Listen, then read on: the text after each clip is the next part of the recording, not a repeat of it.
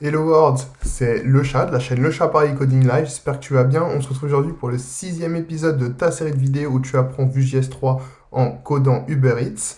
Et dans la précédente vidéo, on avait fait une fonction qui nous permettait de trier nos données et de récupérer un tableau qui lui-même comportait plusieurs tableaux qui avaient des classes restaurants. Et aujourd'hui, qu'est-ce qu'on va faire? C'est récupérer ces informations et les transmettre au restaurant card pour pouvoir afficher les différentes informations. Comment on va faire ça? On va utiliser quelque chose qui s'appelle une props. Une props, c'est comme une variable qui va nous permettre de contenir une donnée, de la passer à un component enfant. La props, elle va se déclarer ici, donc directement dans le component. En déclarant la props, imaginons imaginons Toto. Je déclare une props Toto, je passe le mot Toto dedans, et je descends dans mon restaurant trop, et à côté de nos restaurants, j'appelle Toto. Commande J, CTRL J pour ouvrir le terminal, npm run serve pour lancer le script. Et quand ça finit de compiler,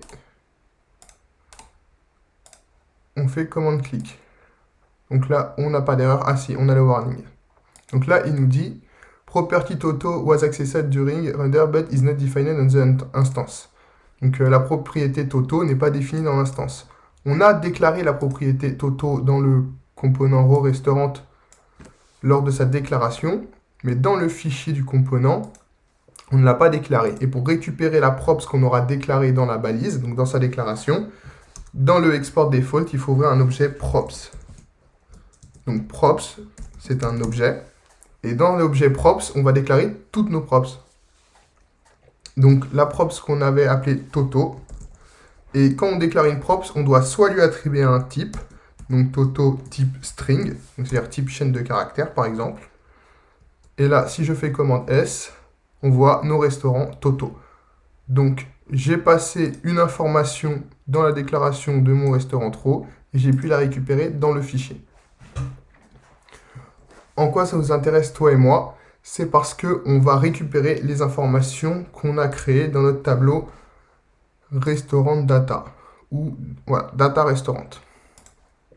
Donc on va commencer par supprimer notre props Toto. Voilà, l'appel de Toto entre crochets. Et la création de la props Toto dans la déclaration de la balise. Donc là, notre première étape, ça va être de pouvoir utiliser le data restaurant. Donc notre data restaurant qui est le tableau qu'on a rempli. Pour utiliser le data restaurant, on va devoir le retourner dans notre setup. Donc pour l'utiliser à l'extérieur, dans le template, il faut retourner, que ce soit une fonction ou une variable, comme dans ce cas, on doit le retourner. Pour le retourner, c'est simple, c'est return. Return, entre crochets, entre accolades plutôt. Et là, data restaurant. Donc là, ça veut dire qu'on retourne de notre setup le data restaurant. Alors, je vais mettre return, parce que le return, ça doit être la dernière chose du setup. Voilà. Donc maintenant que notre data restaurant a été retourné, on va l'utiliser dans un premier temps pour faire un vFor. Donc le vFor, ce que je rappelle, c'est une boucle dans le template. Donc là, on avait utilisé un vFor pour avoir 3 cartes. Et là, nous, on va utiliser le vFor pour avoir autant de restaurants trous qu'il y a de tableaux dans notre data restaurant. Et comment on fait ça? On utilise toujours vFor. Donc vFor. Je rappelle, premier argument du vFor, entre parenthèses, la première chose, le nom qu'on va donner à l'itération de la boucle. La deuxième chose, l'index qu'on donne à l'itération de la boucle. Et après les parenthèses, in, et du coup on veut que notre boucle sur quoi? Data restaurant. Data restaurant qu'on a retourné de notre setup. Donc data restaurant, in, data, tiré du bas, restaurant. Et toujours, le vFor a besoin d'une clé, donc 2.key, égale, et on utilise i. I, qui est l'index généré automatiquement par notre boucle vFor. C'est à ça que sert la parenthèse. Parce que sinon, on aurait pu faire directement data in data restaurant sans parenthèse et se débrouiller pour retrouver une clé. mais le VFOR nous propose de gérer aléatoirement une clé qui est en fait l'index de boucle. Donc au premier tour de boucle, l'index de data sera 0, i est égal 0. Deuxième tour de boucle, i est égal 1. Troisième tour de boucle, i est égal 2, etc. Donc là, si je fais commande S, avec notre VFOR, on a 3 rows restaurants. Pourquoi 3 rows restaurants? Dans la boucle VFOR, la dernière fois, on avait utilisé un chiffre, un number, une data de type number qui était 3. Là, on n'utilise pas de number, on utilise data restaurant. Donc comment ça se fait qu'il boucle 3 fois? En fait, le VFOR nous permet de mettre un tableau et il récupère la taille du tableau. Donc comme il y a 3 items dans notre tableau est composé de 3 tableaux lui-même, il boucle 3 fois. Maintenant qu'on a réussi à boucler, on va devoir passer à chacune de ces rows restaurantes les informations du data. Et pour passer les informations, on utilise les props. Donc on va ouvrir une props qu'on va appeler tree-restaurant. Tree-restaurant. Égal, entre crochets, et on veut qu'il soit égal à data. Donc à chaque tour de boucle, data est égal à un tableau, et on veut passer ce tableau via la props tree-restaurant à restaurant row. Mais on voit que là, la string est marron, la colorisation n'est pas bonne. Pourquoi? Parce que là, il va nous passer la chaîne de caractères data, au lieu de nous passer directement le tableau qui correspond au mot-clé data. Mais pour passer le tableau, on doit mettre 2 points avant. Quand on met 2 points avant la déclaration d'une props, ça veut dire qu'on va passer une donnée dynamique, du JavaScript, et non pas une props brute qui va être une string. Donc maintenant, on a réussi à passer notre data. On fait commande S, commande R, et plus rien fonctionne. Pourquoi? Parce que notre VFOR, il utilise la taille du tableau pour boucler et créer le nombre de fois le component restaurant row qu'on a besoin. Sauf que quand on déclare notre data restaurant, notre tableau data restaurant, il est vide. Donc la boucle VFOR boucle 0 fois. Parce qu'il se remplit au moment où notre const, notre fonction makeDataRestaurant est exécutée, a fini d'être exécutée. Sauf que le VFOR, lui, s'exécute avant que notre fonction soit exécutée, donc avant que notre tableau data-restaurant soit rempli. Pour pallier à ça, on peut utiliser quelque chose qui s'appelle ref. Une ref, une référence, ça va rendre une variable dynamique, une variable observable. Qu'est-ce que ça veut dire? C'est-à-dire qu'à chaque fois que la variable va changer, tout ce qui est lié à cette variable va elle-même être changé en conséquence. Donc pour utiliser ref, qui est importé lui-même de vue, on va mettre une virgule après onMounted et appeler ref. Donc on appelle ref de vue. Pourquoi on utilise cette syntaxe avec les accolades et onMounted et ref? Parce que je ne l'ai pas dit dans le dernier épisode. C'est pour pouvoir ne pas avoir à faire plusieurs appels du même vue. Quand on utilise accolade avec plusieurs éléments dedans, ça s'appelle de la déstructuration. En fait, ça veut dire qu'on appelle onMounted de vue et ref de vue. Au lieu d'avoir à faire 2 imports, import onMounted from vue et en dessous import ref from vue. Donc maintenant qu'on a importé ref, on va dire que notre let tree-restaurant est une référence. Donc on utilise la méthode ref et dedans on met un tableau. Ça veut dire qu'à chaque fois que ce tableau va changer, la méthode ref va dire à n'importe quoi qui utilise le tableau tree-restaurant, en l'occurrence le restaurant row, que la valeur a changé et du coup le VFOR va pouvoir changer son indice par rapport à la modification du tableau. Mais quand on utilise une ref, on ne peut plus appeler le tableau directement, enfin le tableau de notre variable directement, la valeur de la variable directement. Pourquoi? Imaginons là, on a data-restaurant.push, je vais faire commande R, et voilà, on a directement l'erreur, ils disent use value. Qu'est-ce que ça veut dire use value? Quand on veut appeler la valeur qu'il y a dans une ref, on ne doit pas directement faire appel à la variable, mais maintenant faire appel à la variable .value. Donc là, quand on dit tree-restaurant.push, on doit dire tree-restaurant.value.push. C'est-à-dire que la valeur de la variable, donc notre tableau, là, si on veut accéder à notre tableau, if data-restaurant.value.push. C'est-à-dire que pour accéder au tableau, le tableau n'est plus égal à data-restaurant, mais est égal à la valeur qui est dans la référence de data-restaurant. Et là, si on recharge, rien ne se passe bien.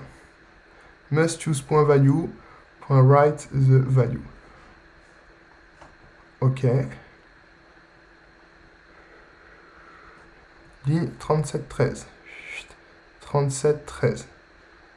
D'accord. Parce que je me suis trompé, ce n'est pas tri restaurant qu'on doit utiliser la référence, mais c'est data restaurant. Donc on enlève la référence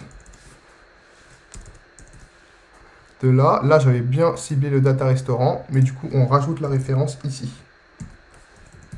Parce que c'est notre data restaurant, et je me suis trompé en fait. C'est le data restaurant qu'on veut rendre observable. Et donc là, quand on fait commande R, tout se passe bien. Parce que quand la ref a changé,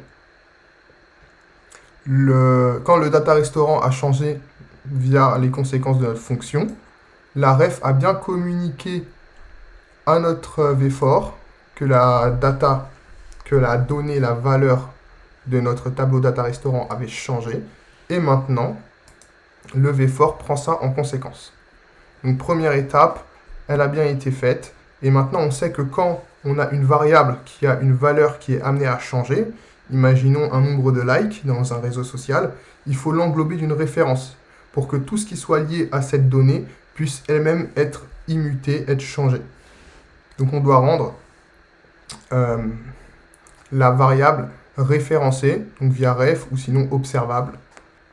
Donc maintenant qu'on a créé que tout fonctionne, que notre variable data restaurant est référencée, donc maintenant est observable, on a dit qu'on avait passé via une props les data. Donc via la props tree restaurant, on a récupéré les data.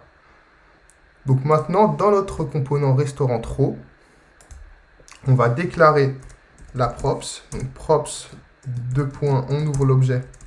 Alors je me suis trompé, on ouvre l'objet. Et la props, on l'a appelée comment? Tree restaurant.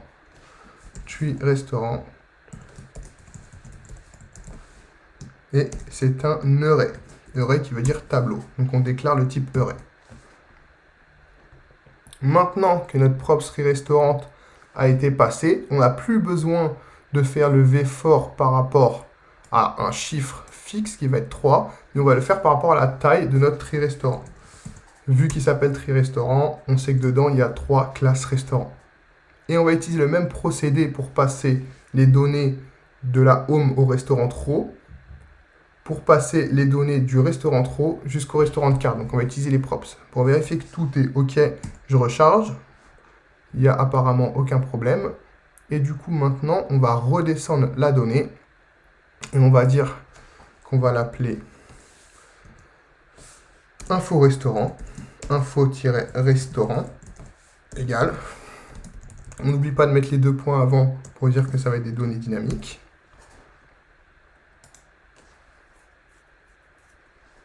Et on dit qu'on passe card. Donc là, dans notre vFor, le nom de l'objet sur lequel est en train de boucler la boucle, on l'avait nommé card, donc on garde le même nom. Et maintenant, dans notre restaurant card, on va déclarer les props, la props de points, on l'a appelé comment? Restaurant information ou info restaurant. Info restaurant. Et 2 points, et là on va mettre object, je pense. Je sais pas si je dois mettre 2 points classe ou 2 points restaurant, puisque du coup c'est une classe restaurant qu'on a passée. On fait commande R, tout se passe bien.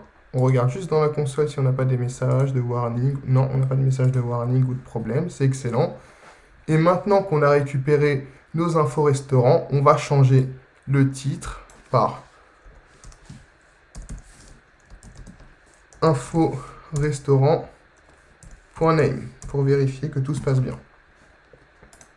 Et donc là, on voit que tous les titres ont changé. Subway, McDonald's, Otakos, Pizza Hut, Momiji, Food Time, l'Escale, M&A et Burger Friends ou Freeze, je sais pas. Ok. Alors, je sais pas si je l'avais déjà dit dans cette vidéo, mais quand on écrit dans le template des données qui sont dynamiques, donc qui sont pas brutes, on doit utiliser les doubles accolades. Comme on est déjà au 6e épisode, et je crois pas qu'on ait déjà utilisé les doubles accolades, c'est la première fois, Donc on utilise les doubles accolades. Et dans les doubles accolades, on peut faire référence à quelque chose de JavaScript, donc à une fonction, ou là, en l'occurrence, à une props. On a dit info-restaurant.name. Pareil pour les autres informations. Donc là, on va récupérer la note. Info, alors, double accolade. Info-restaurant.note. Et là, le drive time. Double accolade. Info-restaurant.drivetime. Drive time. Et là, commande R. Tout est bien différent. 20, 30, 15, 15, 20, 30, 25, 20. Ok. Sauf l'image. Là, l'image, c'est quelque chose de différent. Donc, on ne peut pas directement utiliser un background différent pour les cartes via la props comme ça. Il faut utiliser un autre procédé qui va être les fonctions computile qu'on verra dans le prochain épisode. Là, dans cet épisode, on a déjà vu les props, les refs. C'est déjà pas mal et c'est des parties essentielles de Vue.js parce que les refs, ça nous permet de rendre nos data, nos variables dynamiques, observables. Et les props, ça nous permet de passer des informations d'un component parent à un component enfant. Donc c'est vraiment quelque chose qu'on va utiliser tout le temps dans les applications de type Vue.js et même dans les frameworks Angular et React.js. On retrouvera le système de props et de refs. Pour les props sous le même nom, pour les refs pas forcément. Mais en tout cas, ça servira, c'est sûr. Les concepts qu'on apprend lors de ta série de vidéos où tu apprends Vue.js 3, c'est des concepts qui serviront pour tous les frameworks. Tous les frameworks fonctionnent pareil. Il n'y a vraiment que la syntaxe qui change, mais la logique de programmation des frameworks, c'est toujours la même. On se dit au revoir. Ça va être la fin de cet épisode. J'espère que tu as bien apprécié faire du Vue.js avec moi. On commence à avancer, on remplit un peu nos datas. Ça se verra beaucoup plus au prochain épisode où on va changer les backgrounds. Donc pour l'instant, c'est pas mal. Je te souhaite une bonne fin de journée. Abonne-toi, lâche un pouce, mets-moi un commentaire pour me dire si tu as apprécié ou pas, ce que tu aimerais que je change dans mes vidéos. C'était Le Chat de la chaîne Le Chat Paris Coding Life.